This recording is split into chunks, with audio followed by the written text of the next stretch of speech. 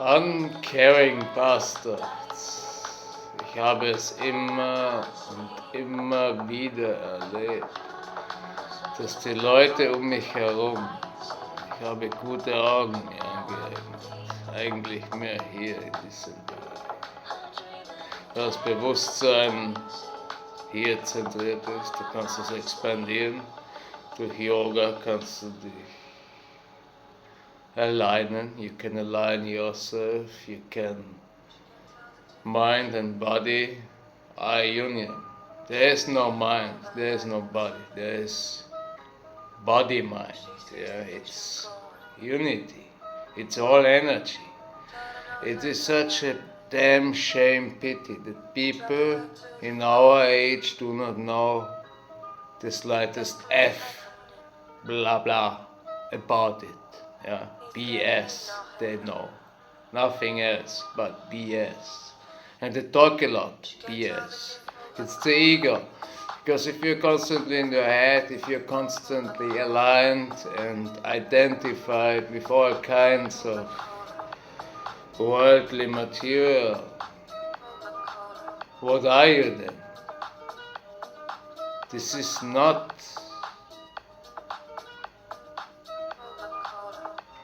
what a human being is supposed to be. This is not what a human being is supposed to embody.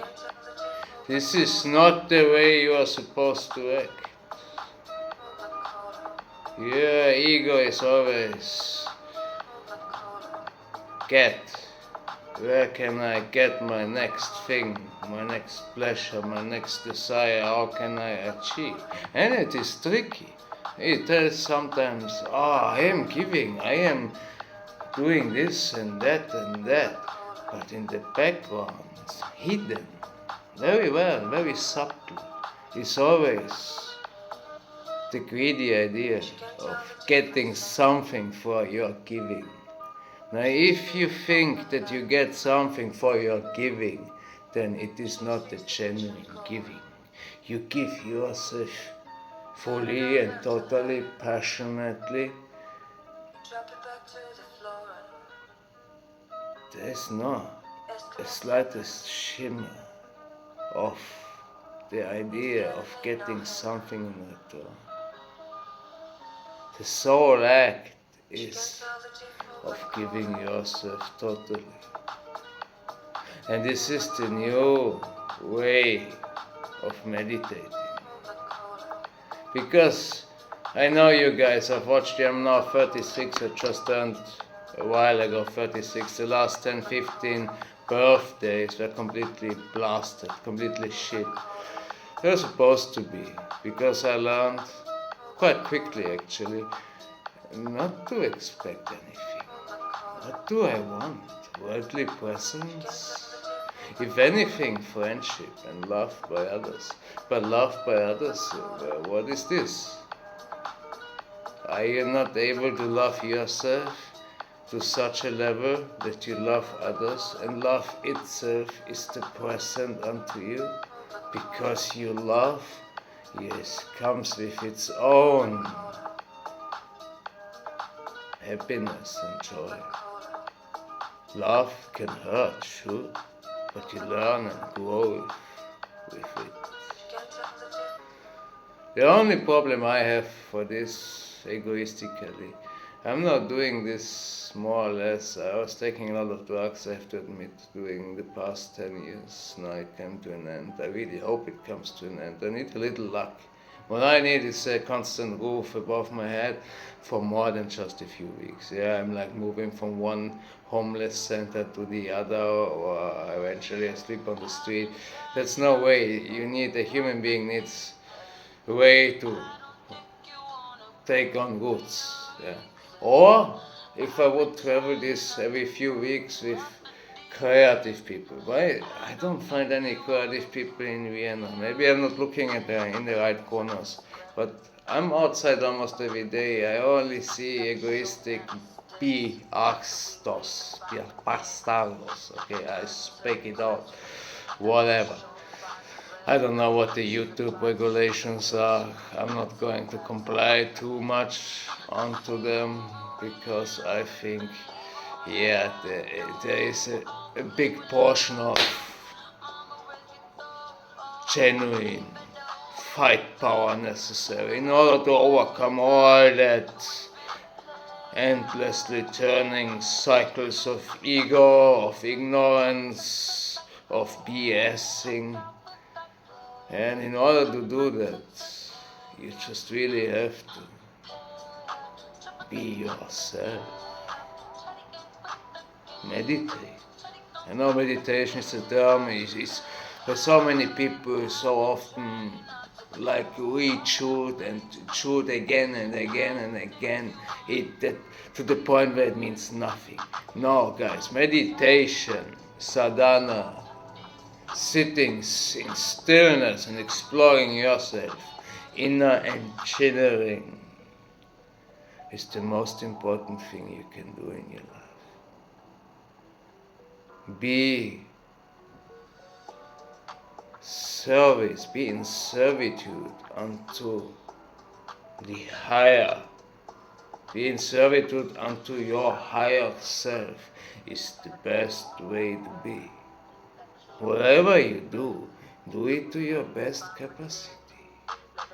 If you're a mother and you spend time with your little one, do it to your highest capacity.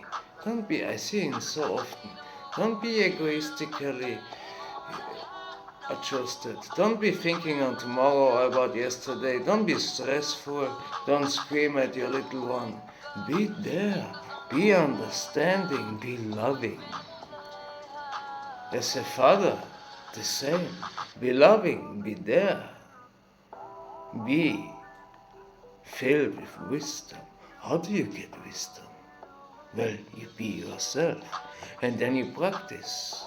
Every heart, in every human being, I know for sure, as the sun rises in the morning, as it sets in the evening, that sure I am, that every heart, in every human being, tells that human being to practice, to follow its most inner, most genuine desire. And in order to do that, you will have to, there's no way around it, you will simply have to practice, choose, and then practice a method, a technique for the expansion of your consciousness. It's the only way. It got a little lost over the past centuries and millennia because we had the church that suppressed it tremendously, widely, subtly, in every perceivable measure. It was suppressed and put away and made evil, but in fact it always was, and every shaman and every wise one on this earth and in past ages will tell you, yes, you can align to the frequencies, to the thoughts, because energetic matter is something you can work with for a long time to truly master it. They will tell you all, this is the way. This is not praying to demons or whatever, and Jesus is the only savior. Now, from the point of Christianity, the same is going on with the Muslims, the same is going on with maybe the Jews and whatnot. It's a little, you have to understand it. It's a beautiful story. It's maybe the most beautiful story ever told and lived by real people here on earth ages ago. But it got perverted by the ones that came after, because they realized the story is so powerful, you can use it to enslave and thrall all those people. So they follow the church, the Pope, or some king or whatever. But in fact, it's a beautiful thing. You just have to understand it correctly. How do you do that? With this one here. Down there, the sex, the love, and the compassion is one and the same thing. It's just climbing the ladder.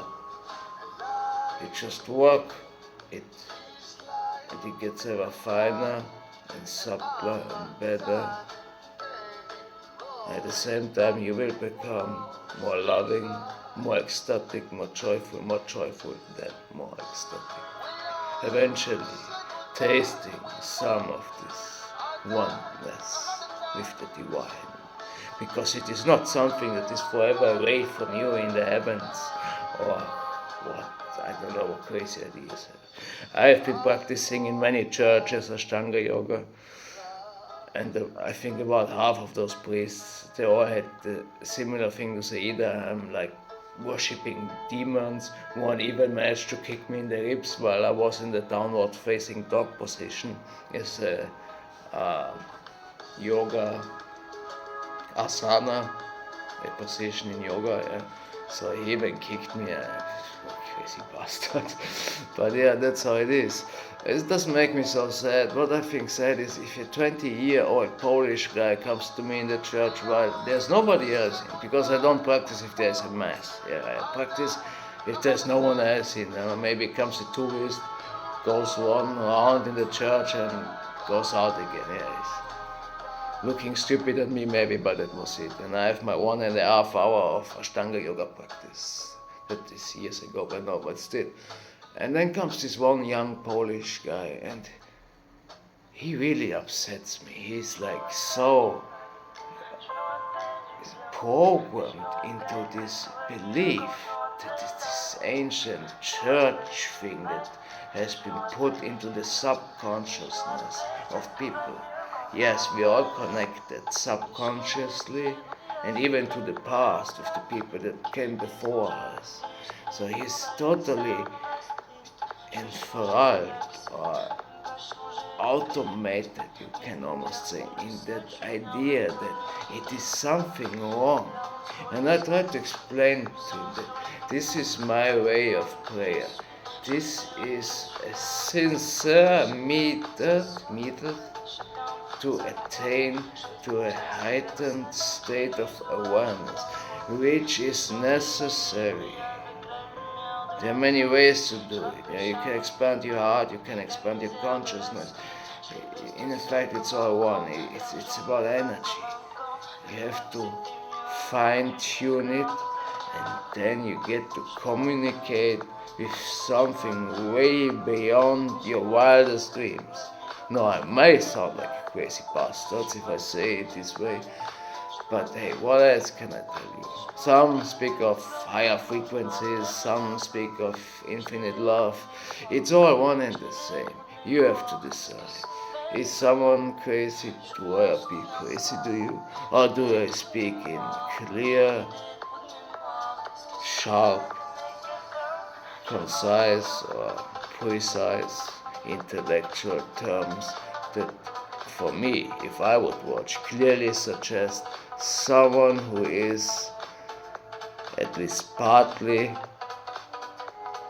I know it sounds contradictory, but there are ways to it, partly in the, how best to put it, in the best capacity of his intellectuality. Yeah, he has worked on his mind, he has brought it to a certain sharp point, he has wisdom in his heart, and now he can speak about it. I will put this on my YouTube channel, because I had this idea a long time ago. Now I'm way too late, I realized it. YouTube changed over the years. But I figure if it reaches many people, I will not say, yeah, subscribe to my channel, ring the bell so that you get always my updates, blah, blah, blah, blah. No, I'm telling you, if you have questions or whatever, let me know. I found I have. Because if I sit down by the end of the day and I reflect upon certain things that I came across during the day, I usually get very clear answers up here, coming from the heart. It always comes from within.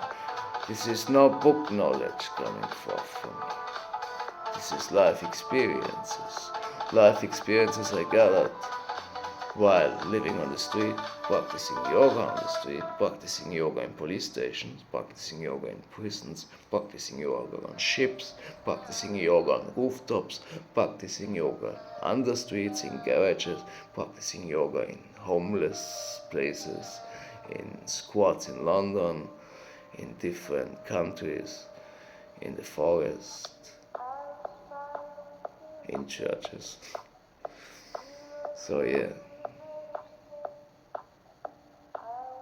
And I believe if you truly watch someone, because I don't know, I'm a Scorpio, it says, if you are a little bit into astrology, you see that as particular Scorpios have a good eye about other ones in psychology.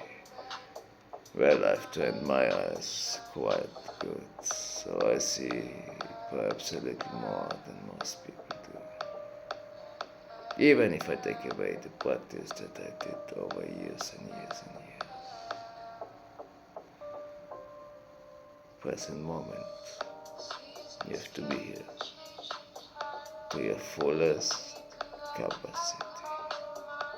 I'm learning it myself still every day, but it's not a thing where you have to leave everything behind to go into a cave and practice for 10, 15 years meditation. No, it's achievable. Realize the first steps in but a few months or moons if you're more pagan, adjusted, whatever. Wake up, guys. Wake up.